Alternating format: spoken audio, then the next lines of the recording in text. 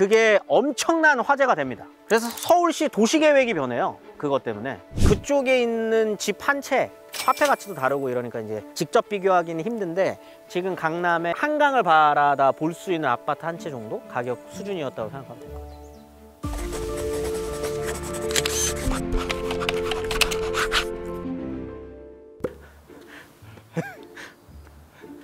안녕하십니까. 여기 서울 도심에 있는 나지막한 동산입니다. 여기서 뭐해요 저희? 와,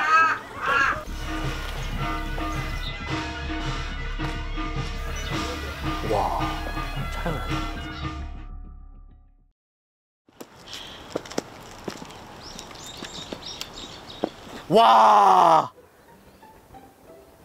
와, 대박이네 여기.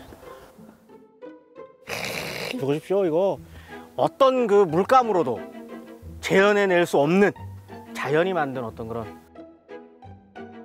위에서 보시면 아시겠지만 여기서 보면 지금은 높은 건물들이 있어서 그렇지, 여기서 딱 바라보게 되면은 경복궁이 다 보여요. 경복궁이랑 궁궐이 다 보이기 때문에 애초에 인왕산은 조선시대에도 건물 짓거나 그러지 못해요. 개발 제한구역이어서 안 되다가 청와대가 생기면서도 여기서는 이제 개발은 안 되게끔 했었는데, 그러다가 더 극적으로 제한되게 되는 계기가 되는 사건이 1968년 1월 21일에 있었던 121 사태, 혹은 김신조 사태라고 불리는 일 때문이었습니다. 1968년의 상황이 좀 중요합니다. 68년 1월 21일 날 무장공비 31명이 어른 임진강을 건너서, 임진강이 그때 1월이니까 이제 얼어 있었을 거 아니에요. 그걸 넘어가지고 남쪽으로 내려오게 되는데, 세검정 너머로 이렇게 오다가 걸려요. 세검정서부터 사실상 전투가 시작이 됐습니다. 당연히 뭐 31명 가지고 어떻게 뭐가 되겠어요. 그러니까 한국군이 이제 투입이 돼가지고 진압은 하는데, 한 명은 잡혀요. 그 사람이 김신조인 거고, 사로잡게 된 김신조를 인터뷰를 하는데, 여기 왜 내려왔어? 그랬는데 거기서 했던 말이 이제 화제가 엄청 됐었죠. 우리 31명의 임무는 저 박정희 돌아가야 될 임무. 박정희 목을 따러 왔다라는 이야기를 해서 그게 엄청난 화제가 됩니다. 그래서 서울시 도시계획이 변해요. 그것 때문에 서울 자체를 하나의 거대한 방공호로 만들려고 하는 계획이 만들어지기도 합니다. 그 정도로 엄청나게 충격적이었었던 사건인데, 그게 1월 21일 날 있었던 사건이거든요. 근데 이틀 뒤에 더 큰 사건이 벌어집니다. 푸에블로호라고 하는 미국 정보함이 있었어요. 근데 그거를 북한이 납북해버려요. 그래서 거기에 있는 승조원들이 다 납북이 됩니다.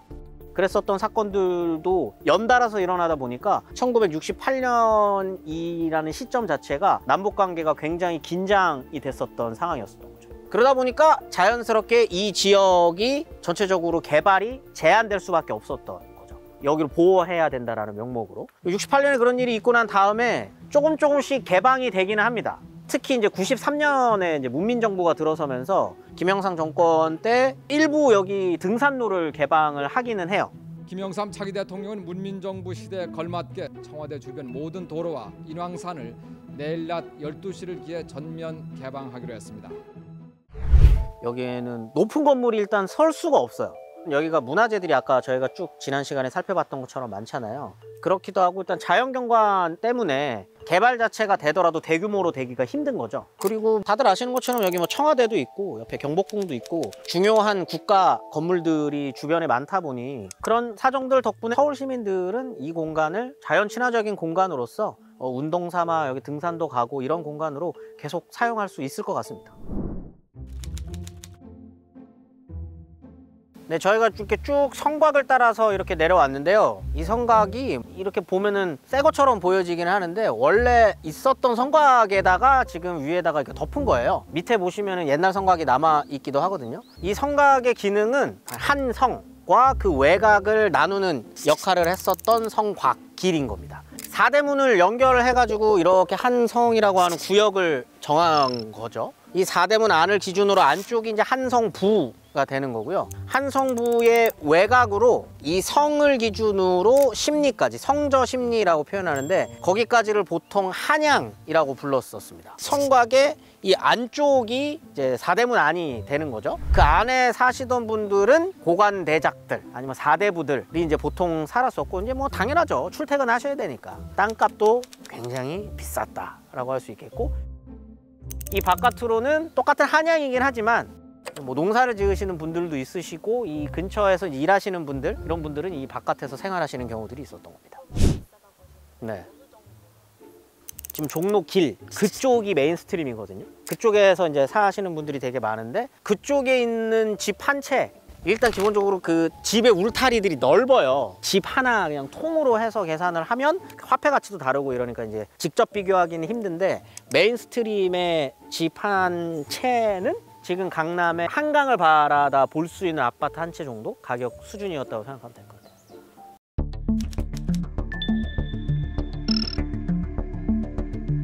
아예 아니라고는 할 수는 없습니다. 당연히 기본적인 방어는 갖춰야 되니까 성곽을 만들기는 했죠. 근데 여기에서 조선은 전쟁은 하지 않아요. 다들 아시는 것처럼 임진왜란 같은 경우에는 빠르게 선조가 평양으로 갔다가 저기 의주까지 피난을 가게 되는 거잖아요. 그러니까 여기는 사실상 바로 점령이 되고요. 병자호란 같은 경우에도 마찬가지입니다. 이제 인조가 응암 쪽, 불광동 쪽에 청나라 군이 도착했다라는 소리를 들어요. 원래는 조선은 그렇게 되면은 한성에서 싸우는 게 아니라 강화도를 가거나 아니면 2번 안으로 저기 남한산성에 들어가는 거거든요. 근데 이제 1번 안이 막힌 거죠. 왜냐면 이미 응암까지 와버렸으니까 말머리를 그쪽으로 돌릴 수가 없는 거죠. 그래서 빠르게 작전을 수정하는 게 남한산성에서 전쟁을 하겠다. 그러니까 뭔가 이 한성 안에서 전투를 막기 위해서 이런 성벽들이 있다기보다는 기본적인 방어를 위한 시설일 뿐인 거지, 한국사에 등장하는 대부분의 국가들은 왕이 있는 왕성과 전쟁을 하기 위한 외성이 따로 있어요. 정치를 위한 공간이, 국정 운영을 위한 공간이 따로 있는 거고요. 그게 이제 왕성이 되는 거고, 전쟁이 나게 되면 전투를 위한 공간은 별도로 있는 거죠. 우리가 알고 있는 그런 어떤 그 뭐 왕자의 게임이나 뭐 아니면은 무슨 뭐 반지의 제왕에 나오는 그런 어떤 성곽전을 하기 위한 그런 용도의 성은 아니었다라고 생각하시면 될 것 같아요. 오늘 저희가 살펴본 인왕산에 대한 이야기처럼요, 우리가 너무나도 익숙하게 살아가는 도시 속에서도 오랫동안 모르고 지나쳤던 부분들을 발견할 수 있습니다. 여러분들의 동네에는 어떤 숨겨진 이야기들이 있는지 댓글로 많이 남겨주시고요. 저희는 다음 주에 더욱 재밌는 탄생 이야기로 찾아뵙겠습니다.